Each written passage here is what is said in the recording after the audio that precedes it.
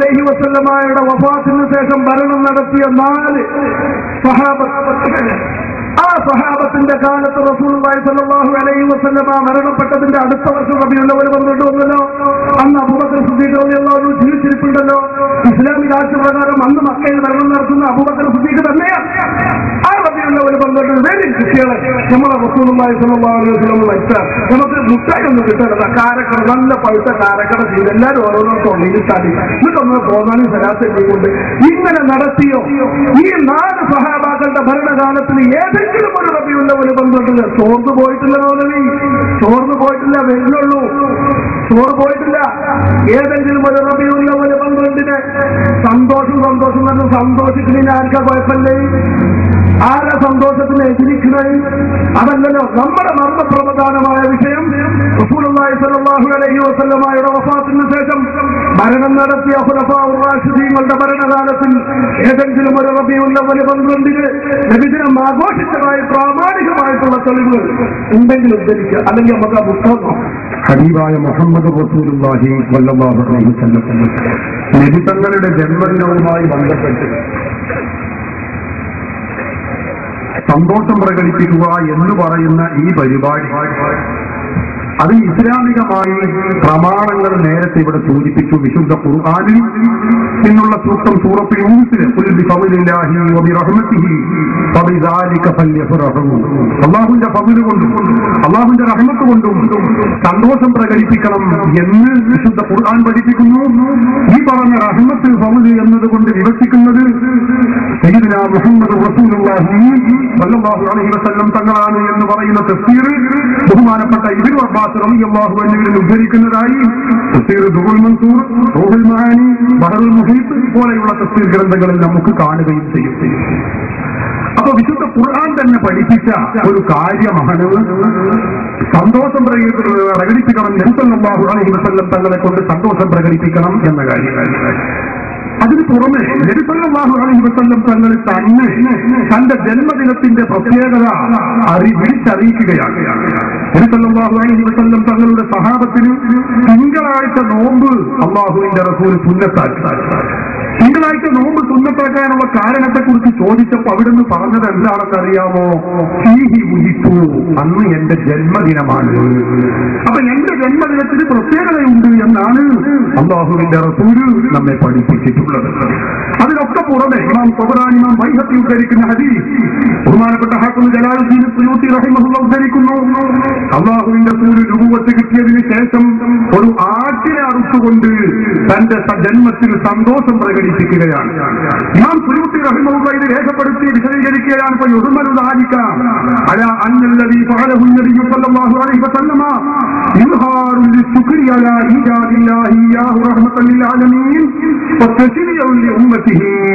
അള്ളാഹുവിന്റെ റസൂൽ തന്നെ അള്ളാഹു ജന്മം നൽകിയതിൽ സന്തോഷം പ്രകടിപ്പിച്ചുകൊണ്ടാണ് ആ ആട്ടിനെ അറുത്ത് ദാനം ചെയ്തിട്ടുള്ളത്.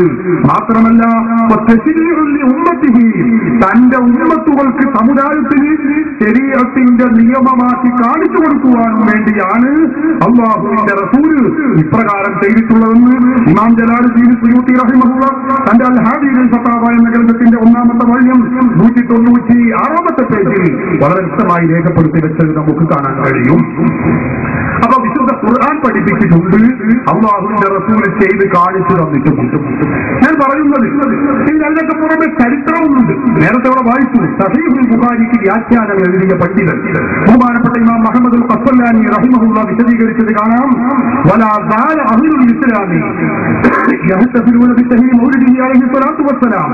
മുസ്ലിമീങ്ങളെല്ലാവരും ആയിരുന്നു യഹ്തഫിലൂന ബിത്തഹീം മൗലിദിഹി അലൈഹി സ്വലാത്തു വസ്സലാം.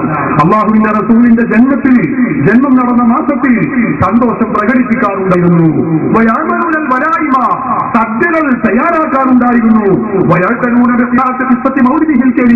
നബി തങ്ങളുടെ ജന്മവുമായി ബന്ധപ്പെട്ട ആ സംഭവങ്ങൾ മൗലിദ് പാരായണം ചെയ്യാറുണ്ടായിരുന്നു.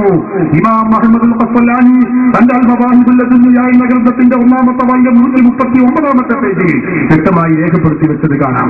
അൽ ഇർശാദും അൽ മുർശിദും നേരത്തെ വായിച്ചു. മുസ്ലിം ലോകത്ത് എല്ലാവരും ഇത് കൊണ്ടാടാറുണ്ട്.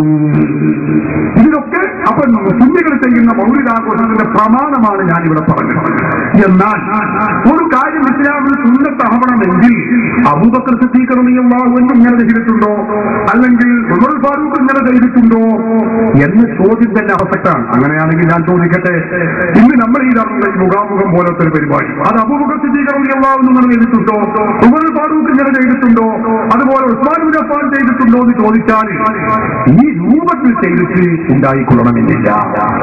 അതേ അവസരത്തിൽ മൗലിദ് പാരായണത്തെ കുറിച്ചും റസൂലുള്ളാഹി സ്വല്ലല്ലാഹു അലൈഹി വസല്ലം തങ്ങളുടെ മൗലിദിനെ ആഘോഷിക്കേണ്ടതിനെ കുറിച്ചുമുള്ള വ്യക്തവും കൃത്യവുമായ രേഖകൾ, നല്ല പ്രഖ്യാപനങ്ങൾ, പ്രസ്താവനകൾ ബഹുമാനപ്പെട്ട സിദ്ദീഖുൽ അക്ബർ റളിയല്ലാഹു അൻഹു നടത്തിയിട്ടുണ്ട്, ഉമർ ഫാറൂഖ് റളിയല്ലാഹു അൻഹു നടത്തിയിട്ടുണ്ട്, ഉസ്മാൻ ഇബ്നു അഫ്ഫാൻ റളിയല്ലാഹു അൻഹു നടത്തിയിട്ടുണ്ട്.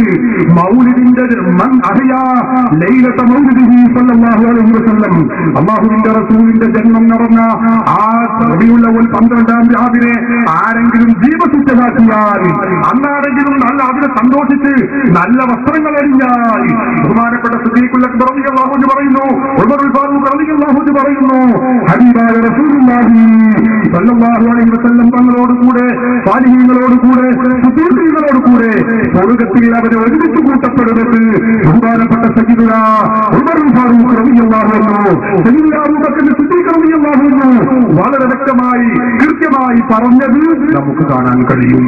അപ്പോ അവരാരും ഇതിനെ തിരസ്കരിച്ചിട്ടില്ല. ഇതൊക്കെ ചെയ്യണം, നല്ലതാണ്, പുണ്യകർമ്മമാണ് എന്ന പ്രസ്താവന തന്നെയാണ് അവരൊക്കെ പറഞ്ഞിട്ടുള്ളത്. അതല്ലാതെ ഇന്ന് കാണുന്ന ഈ രൂപത്തിൽ കുട്ടികൾ ഈ കൊടി പിടിച്ച് ഇങ്ങനത്തെ കൊടി പിടിച്ച് റസൂലുള്ളാഹിന്റെ കാലത്ത് പോയി ചോദിച്ചാൽ അതിപ്പോ ഞങ്ങൾ എന്താ പറയാ, ഈ മൈക്കയിൽ ഇതുപോലത്തെ ഒരു പരിപാടി നടത്തിയിരുന്നോ എന്ന് ചോദിച്ചാൽ അപ്പൊ ഈ ശൈലിയിലാണ് ഏറ്റ വ്യത്യാസമുള്ളത്. റബീഉൽ അവ്വൽ മാസത്തിൽ ആഘോഷിക്കണമെന്ന കാര്യത്തിൽ, അതിനെ ആദരിക്കണമെന്ന കാര്യത്തിൽ, അതിന് സന്തോഷിക്കണമെന്ന കാര്യത്തിൽ യാതൊരു സംശയവുമില്ല.